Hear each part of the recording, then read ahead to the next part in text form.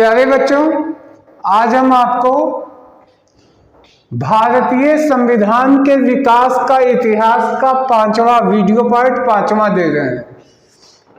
इससे पहले 4 वीडियो हमने बनाए हैं जिसमें भारतीय संविधान के विकास का पूरा इतिहास कवर करने की कोशिश कर रहे हैं, कैसे कैसे भारत का संविधान आज का रूप धारण किया है।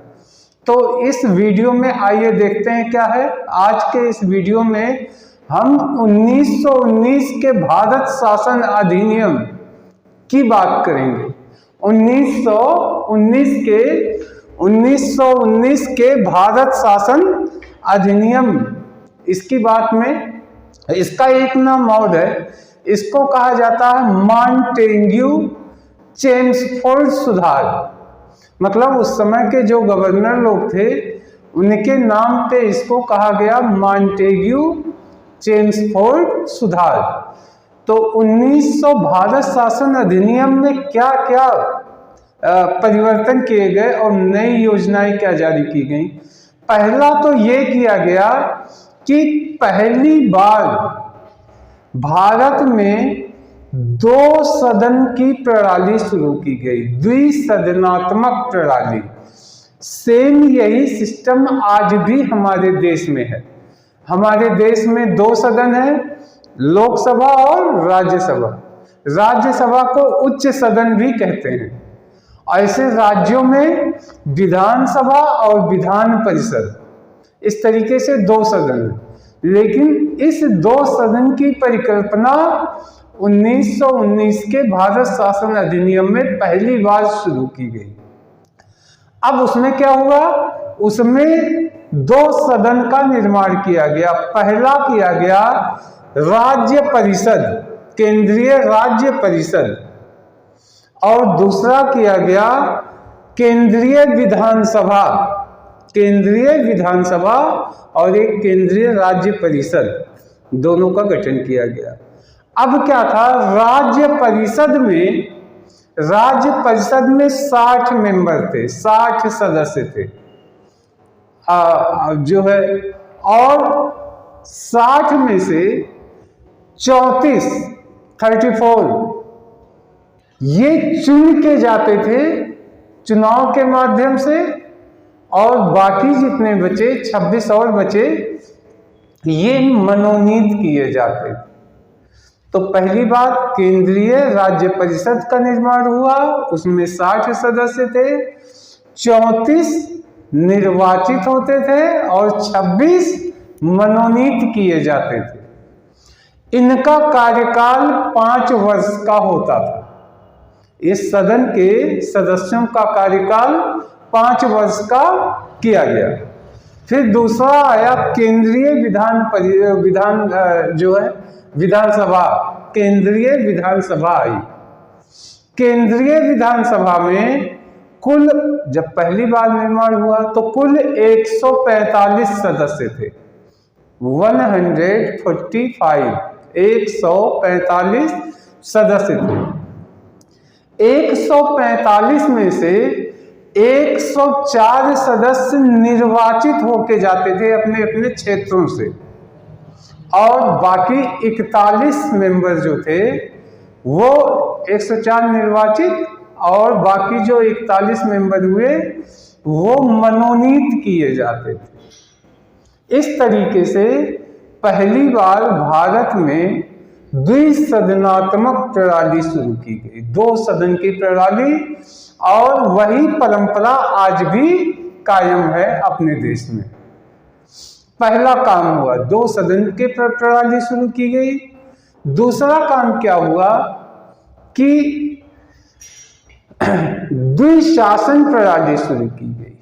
मतलब एक शासन का जो प्रांतीय शासन, जैसे हमारे देश में प्रदेश हैं, प्रदेश में राज्य हैं, राज्य की सरकारों का अपना अपना काम है। लेकिन वहां क्या किया गया, शासन को 2 भागों में बांट दिया गया। शासन के विषय को, ऐसे कहिए, शासन के विषय को 2 भागों में बांट दिया गया। एक कहा गया आरक्षित विषय, और दूसरा कहा गया हस्तांतरित विषय। आरक्षित विषय जो थे तमाम चीजें था इसमें, जैसे मीडिया वाला और फैक्ट्री लगाना, कारखाने, पुलिस का विभाग, इस तरीके से कानून व्यवस्था, तमाम जो राज्यों के विषय होते हैं उसी को बांट दिया गया। और आरक्षित विषय जो था उसमें गवर्नर जो होते थे वो उनका एक अपना परिषद होता था, उसी परिषद के द्वारा उस विषय का शासन करते थे गवर्नर। और जो हस्तांतरित विषय था उस हस्तांतरण का अधिकार उनको दिया गया, विधानसभाओं को।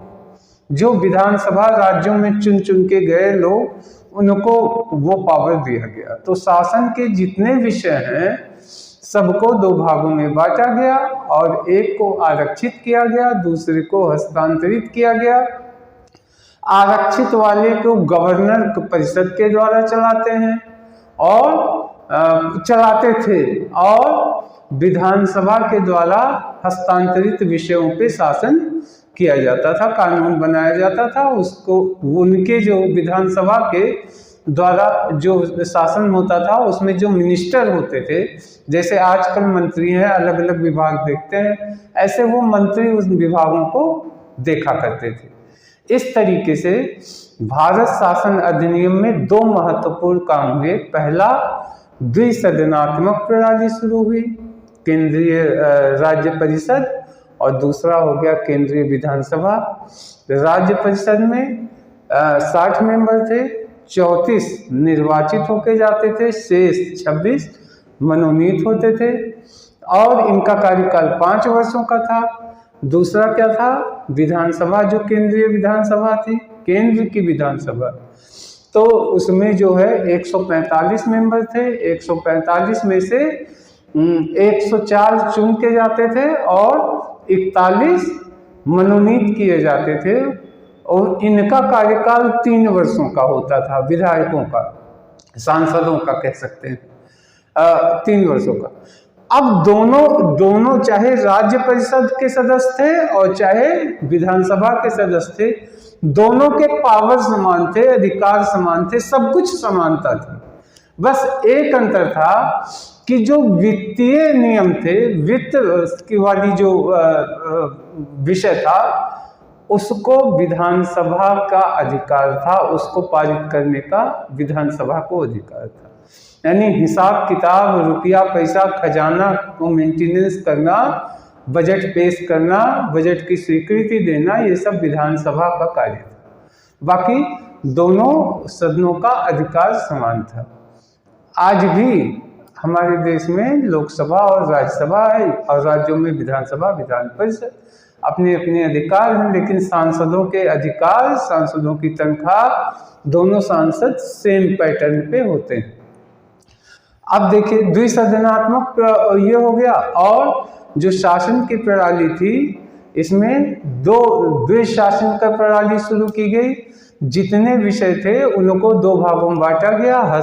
एक हो गया आरक्षित, दूसरा हो गया हस्तांतरित। आरक्षित विषय को गवर्नर जो है अपने परिषद के द्वारा शासन करते थे, चलाते थे, और हस्तांतरित विषय को जो विधानसभा थी उनके द्वारा जो मिनिस्टर होते थे वो लोग उस काम को करते थे। तो ये 2 महत्वपूर्ण काम 1919 के भारत शासन अधिनियम में हुए थे। तो प्यारे बच्चों, आशा है आपके समझ में आ गया होगा इतनी बातें, और उम्मीद है ये कंपटीशन ओरिएंटेड होगा। ये जो 1919 का भारत शासन अधिनियम है, इसको कहा जाता है चेम्सफोर्ड, इसको चेम्सफोर्ड, और उनका ये थे मॉन्टेग्यू और चेम्सफोर्ड सुधार का नाम दिया गया। तो आपके कंपटीशन में पूछा जा सकता है मॉन्टेग्यू और चेम्सफोर्ड के सुधार में क्या कार्यक्रम हुए थे, या ये किस सन में, किस शासन अधिनियम। तो भारत शासन अधिनियम 1919 के द्वारा ये काम हुआ था। तो इस वीडियो में इतना ही। अब नेक्स्ट वीडियो में हम आगे का लेके आएंगे। तब तक के लिए धन्यवाद, नमस्कार।